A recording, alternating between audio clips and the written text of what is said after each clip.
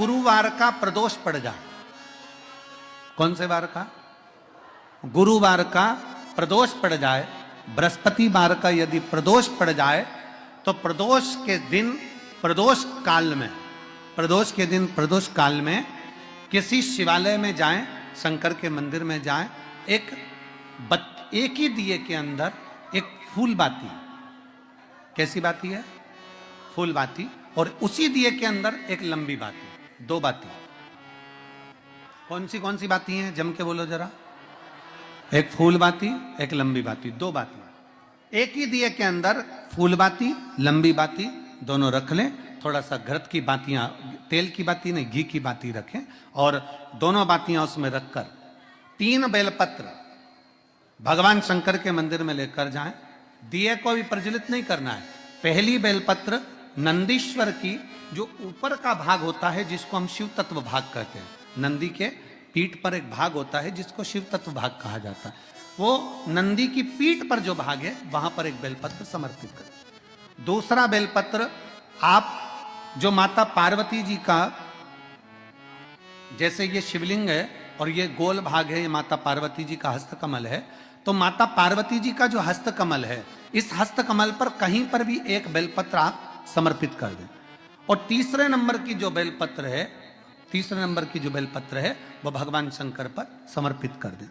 जो दिया आप लेकर गए हो मंदिर में, उसी दिए को नंदी और महादेव इन दोनों को दर्शन कराते हुए अगर मंदिर के अंदर लगाने दें दिया तो ठीक है, ना लगाने दें तो दीप को बीच में बस स्पर्श कराकर भले बाहर जाकर लगा दो, पर प्रयास करो वो दीप, वैसे तो बीच में नंदी और शिव के मध्य में वो दिया स्पर्श होना चाहिए।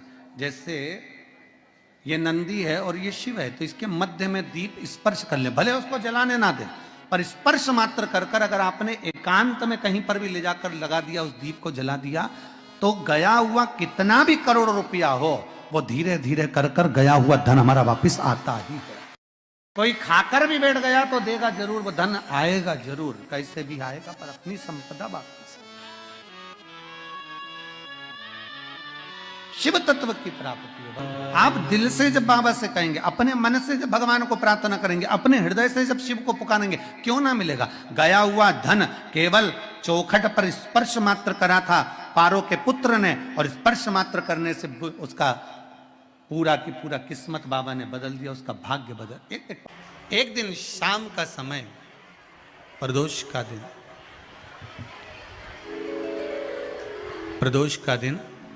प्रदोष काल, शाम का समय, भगवान देव अधिदेव महादेव माँ जगतजननी पार्वती जी के साथ में भ्रमण पर निकले। देखिए, अगर प्रदोष का व्रत नहीं कर सकते, प्रदोष के दिन आप व्रत नहीं कर सकते, मान लो आपसे भूखा नहीं रहा जाए, प्रदोष का व्रत नहीं कर सकते, प्रदोष के दिन आप भूखे नहीं रह सकते, मंदिर भी नहीं जा सकते, दिया भी नहीं लगा सकते, तो शिव महापुराण की कथा कहती है कि प्रदोष के दिन, प्रदोष काल में अपने ही दरवाजे के पास में देवाधिदेव महादेव का स्मरण कर कर लक्ष्मी की वृद्धि के लिए, कार्य सिद्धि के लिए, संपदा को प्राप्त करने के लिए आप अपने ही दरवाजे के पास में एक दीप लगा सकते हो। कौन से दिन? प्रदोष के। गुरुवार की प्रदोष पड़ती है तो शिव गंगा के स्थल पर निवास करते हैं। गुरुवार की प्रदोष शत्रुओं का नाश करती है। जब जिंदगी बहुत संघर्ष में चल रही हो, बहुत दुख का जीवन चल रहा हो, बहुत कष्ट का जीवन चल रहा हो, बहुत कष्टमय जीवन चल रहा हो, तब शमी के 5 पत्ते, शमी के 5 पत्ते एक दुर्वा के साथ, एक अक्षत चावल का एक दाना, वो भी हल्दी में भिंगोया हुआ हो या केसर में भिंगोया हुआ हो। शमी पत्र 5, 1 दुर्वा, 1 चावल का दाना जो दिल से हृदय से बेलपत्री के वृक्ष के नीचे पार्थिव लिंग का निर्माण कर कर मट्टी का शिवलिंग बनाकर प्रदोष काल में मतलब शाम के समय पर शिवलिंग बनाकर उस पे जल चढ़ाकर जो ये 5 शमी का पत्र, 1 दुर्वा और 1 चावल का दाना अपनी कामना कर कर जो दुख चल रहा है बाबा से विनय कर कर एक एक पत्ता जब समर्पित कर दे, फिर 1 दुर्वा समर्पित कर दे, फिर 1 चावल का दाना समर्पित कर दे और बाबा का वहीं पर पुनः विसर्जन कर दे। 3 महीना तो जाने दो, 15 दिन के अंदर वो दुख कटता जरूर है, चाहे कोई भी दुख क्यों। जीवन में अगर तुमको लग रहा है कि मैं दुखों से पीछा छूट ही नहीं रहा, तब उस जगह पर बेलपत्री के मध्य भाग में पीला चंदन, ये जो पत्ती है और ये 2 पत्ती हैं, ये बड़ी पत्ती और ये बीच की जो 2 पत्ती हैं, इसके बीच में जो डंडी का भाग रहता है, जो बीच में डंडी का जो भाग है, बड़ी पत्ती और ये 2 छोटी पत्ती के मध्य में जो डंडी का भाग है, उस डंडी के भाग में पीला चंदन और एक अक्षत पीला शंकर भगवान को प्रदोष के दिन आप अगर प्रदोष काल में समर्पित कर रहे हैं तो ये निश्चित है कि धीरे धीरे कर कर वो दुख समाप्त होगा, वो दुख कटेगा ही। विश्वनाथ को कुछ नहीं चाहिए, मेरे शंकर को चाहिए क्या? अगर आपके जीवन में ऐसा लगे कि बहुत बड़ी बीमारी आ गई और आपके घर का व्यक्ति वेंटिलेटर पर पड़ा हुआ है, तो शमी के वृक्ष के फूल ले आओ 7 और शमी के वृक्ष के 7 फूल लाकर 1-1 फूल शंकर भगवान को श्री शिवाय नमस्तुभ्यम कहकर उस व्यक्ति के लिए जो पड़ा हुआ है, अंतिम सांसें गिन रहा है, जिसको अटैक आ गया, अंतिम सांसों में जो गिन रहा है, उसके नाम से भगवान शंकर पर चढ़ाना प्रारंभ कर दो। मात्र 7 पुष्प उस शमी के वृक्ष के 7 पुष्प आप शिव को समर्पित करिए, उसका नाम और गोत्र बोलकर, और भगवान शंकर का मूल मंत्र श्री शिवाय, जम के बोलिए श्री शिवाय नमस्तुभ्यम बोलकर 1-1 शमी का फूल शंकर पर चढ़ाना प्रारंभ कर दो। फिर आगे वो विश्वनाथ की मर्जी है, वो प्राण कैसे लेकर वापस आता है, उस काल से छुड़ाकर महाकाल कैसे लाता है, ये वो जाने। आपका फर्ज केवल आप अदा करिए। 12 महीने प्रदोष आती है, 12 महीने शिवरात्रि आती है, प्रदोष को ही शिवरात्रि का भाव है। 12 महीने आते हैं। अगर व्यापार ना चले, दुख तकलीफ ज्यादा हो, कष्ट ज्यादा हो, बहुत टेंशन जिंदगी में चल रहा हो, कोई काम हो ही नहीं रहा, कोई दिक्कत ही दिक्कत है, व्यापार सही ना चल रहा हो, कष्ट ही कष्ट हो, और यहां तक है अगर बीमारी ने भी घेर रखा हो और बहुत जिंदगी में दुख चल रहा हो, कहीं मत जाना। प्रत्येक महीने प्रदोष आती है, हर महीने शिवरात्रि प्रदोष आती है। 1 लोटा पानी, 5 बेलपत्र,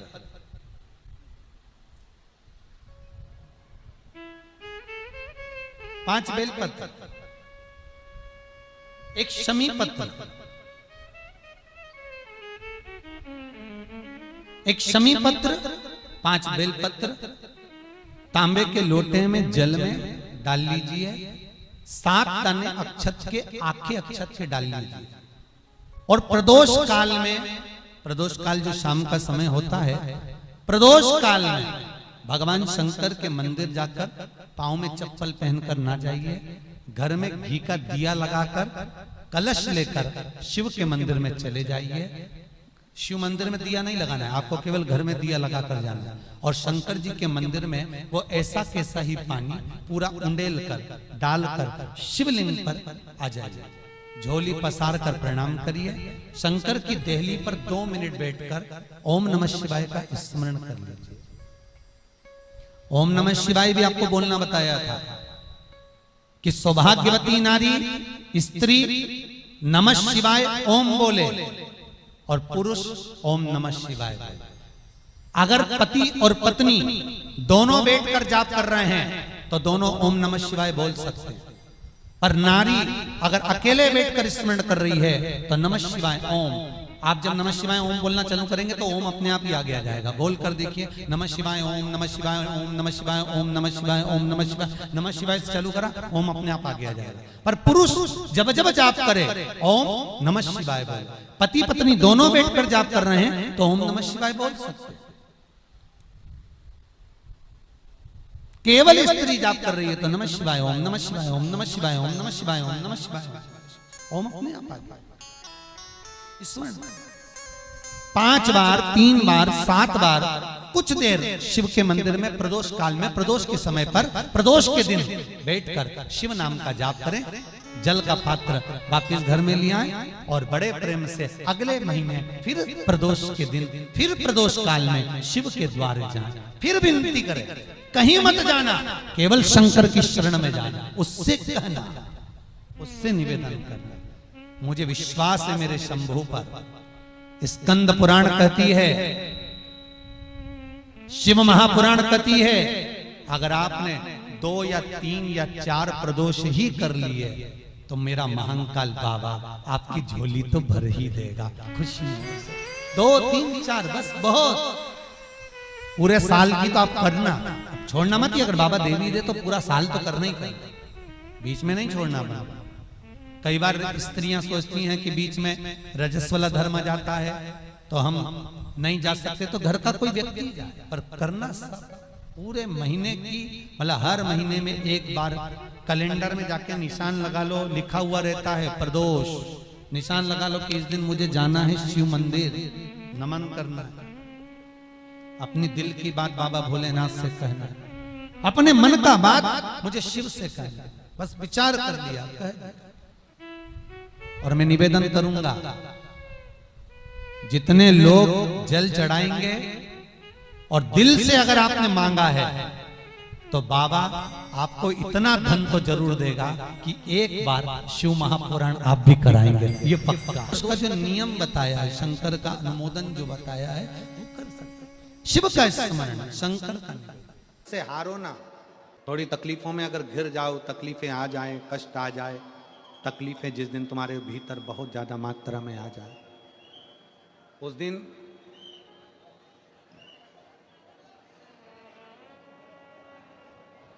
तीन बेलपत्र,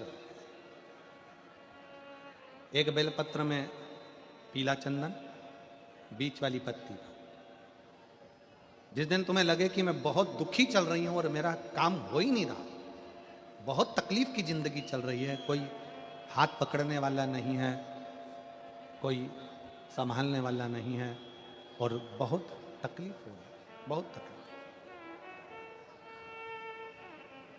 उस समय पर एक बेलपत्री के बीच वाली पत्ती पर पीला चंदन, दूसरी पत्ती पर लाल चंदन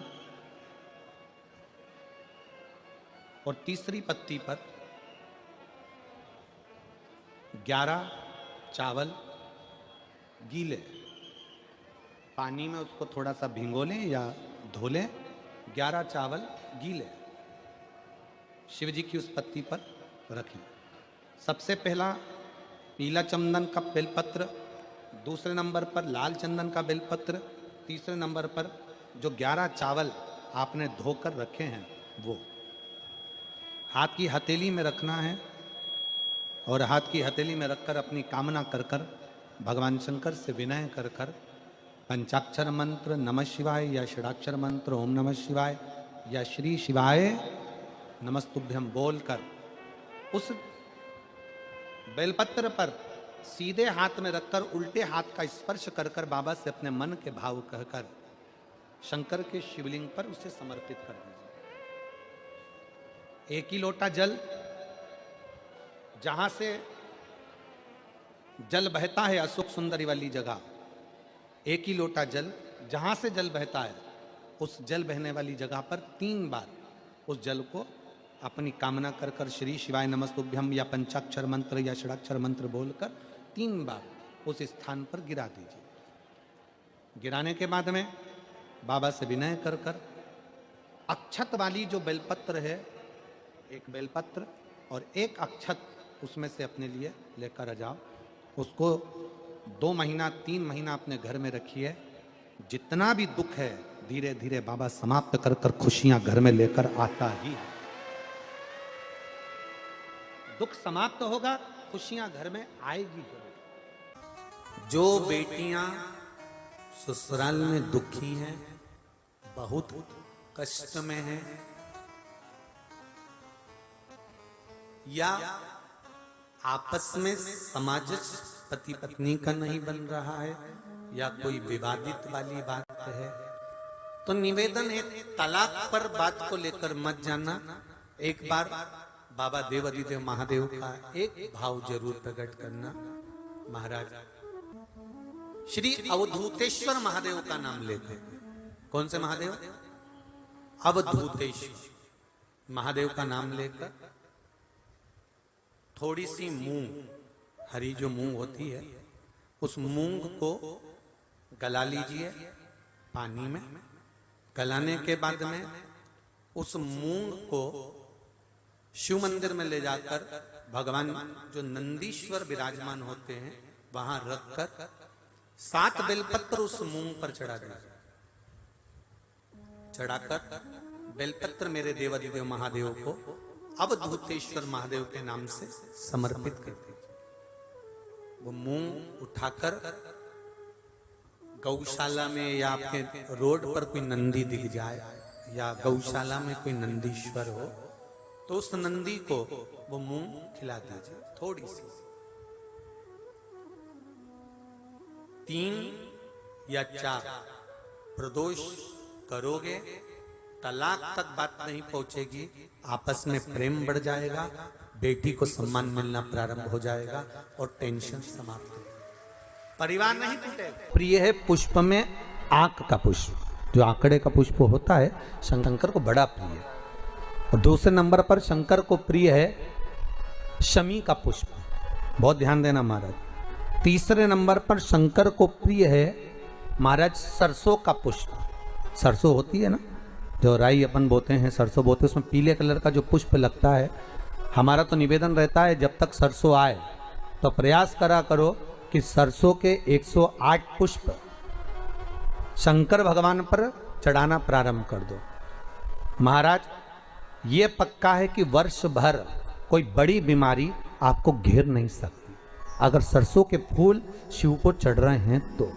और प्रयास करना कि सरसों का जो पुष्प होता है, सरसों का जो फूल होता है महाराज, अगर कोई व्यक्ति को किडनी या लीवर से जुड़ी हुई कोई तकलीफ होती है या किसी व्यक्ति का एक्सीडेंट हो गया होता है और उसका कोई अंग रह गया हो, कोई शरीर का कोई भाग रह गया और वो काम नहीं कर रहा हो, जैसे किसी के पांव रह जाते हैं एक्सीडेंट के बाद, किसी का हाथ रह जाता है, या कोई अंग काम नहीं कर रहा हो, वहाँ ब्लड पहुँच नहीं रहा हो, वो जगह एकदम सुन्न हो गई हो, खाली पड़ गई हो, तो उसके लिए शिव महापुराण की कथा कहती है कि सरसों के पुष्प 11 शंकर जी के राइट भाग में, जहाँ शिव जी के गण दरवाजे के द्वारपाल मणिभद्र जिस जगह पर निवास करते हैं, कौन निवास करते हैं?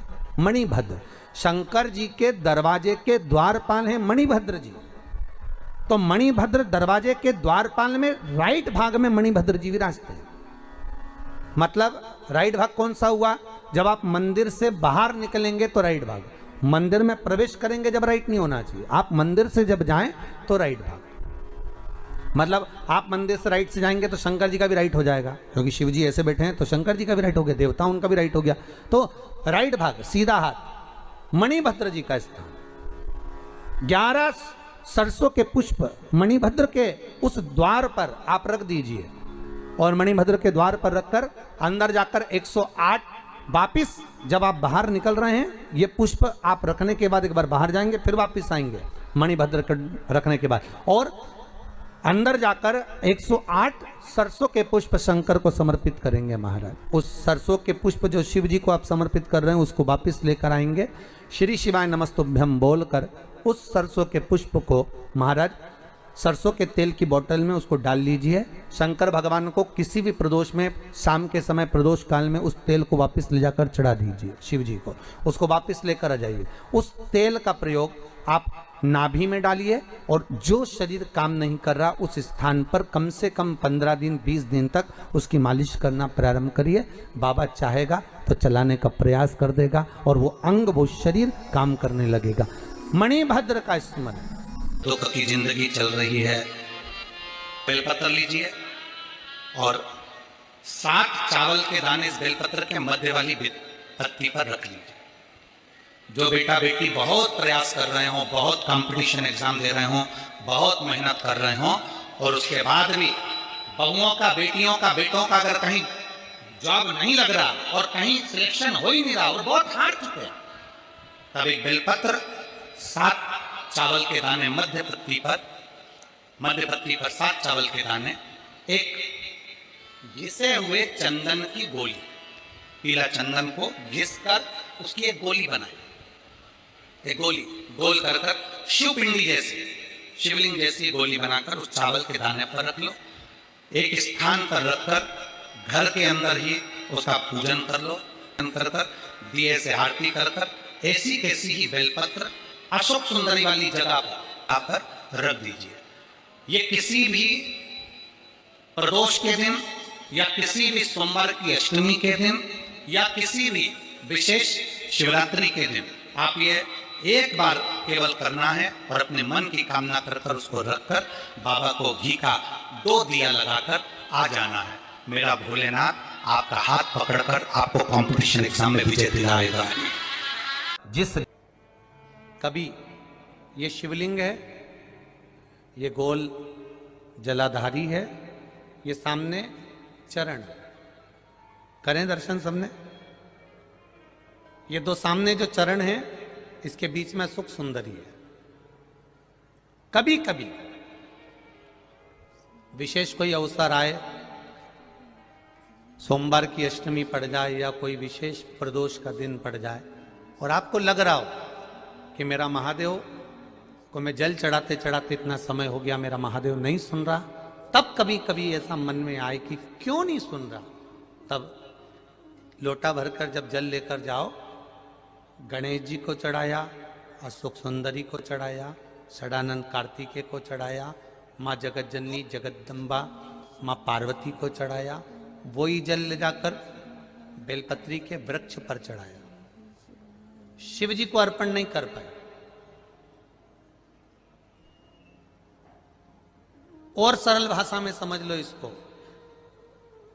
किसी किसी माता को आपने देखा होगा, किसी किसी व्यक्ति को आपने देखा होगा कि वो शिव मंदिर में जाता है, शिव जी को भले जल नहीं चढ़ाता है, पर शंकर भगवान के मंदिर में जाकर इतनी सफाई कर देता है, जहां शंकर भगवान का कहीं बेलपत्र वगैरह पड़ा हुआ है उसको उठाएगा, बीनेगा, फिर यहाँ से धोएगा, श्रृंगार करेगा, यहाँ से साफ करेगा, साफ करके जो पानी जा रहा है वहां साफ करेगा, साफ करके एकदम क्लीन करके फिर शंकर भगवान को पोंछ कर स्नान कराकर जल चढ़ाकर फिर उनका श्रृंगार करता रहता है। कभी कभी आपके साथ में भी ऐसा हुआ होगा, आपने भी करा होगा, ऐसा नहीं कि नहीं करा। कभी कभी सब दूर सफाई के बाद शिवलिंग की सफाई करना भूल गया या शंकर जी के शिवलिंग पर जल चढ़ाना भूल गया, जल चढ़ाकर आ गया। अब आ तो गया पर चिंता देवादिदेव महादेव को लग गई। मेरा था, भक्त था, उपास करता था, शिवरात्रि का व्रत करता था, पशुपति व्रत करता था, सोमवार सावन के करता था, 16 सोमवार करता था, पर आज इसको ना जाने क्या हो गया कि ये मेरे ऊपर जल ना चढ़ाकर सब दूर जल चढ़ाकर चले गया। देवादिदेव माता पार्वती जी से कह देते हैं, सुन पार्वती, अगर कोई भूलवश भी मुझ पर जल चढ़ाना भूल जाए और तेरे हस्त कमल पर जल चढ़ा कर जाए तो पार्वती जितना फल मैं प्रदान करूं उससे दुगना फल तुझे प्रदान करना है। यह शिव कह रहा है। एक लाल चंदन होता है, एक पीला चंदन होता है, 2 तरह का चंदन होता है। जैसे अगर प्रयास करा करो कि लाल चंदन का पानी हम शिव जी को समर्पित करें, और लाल चंदन का पानी अगर शंकर जी को समर्पित कर रहे हो तो शिव मंदिर में चढ़ाने के बाद में थोड़ा सा पानी बचा हुआ किसी बेलपत्री के वृक्ष के नीचे समर्पित करो। किसी भी बेलपत्र के वृक्ष के नीचे लाल चंदन का पानी थोड़ा समर्पित करें। जैसे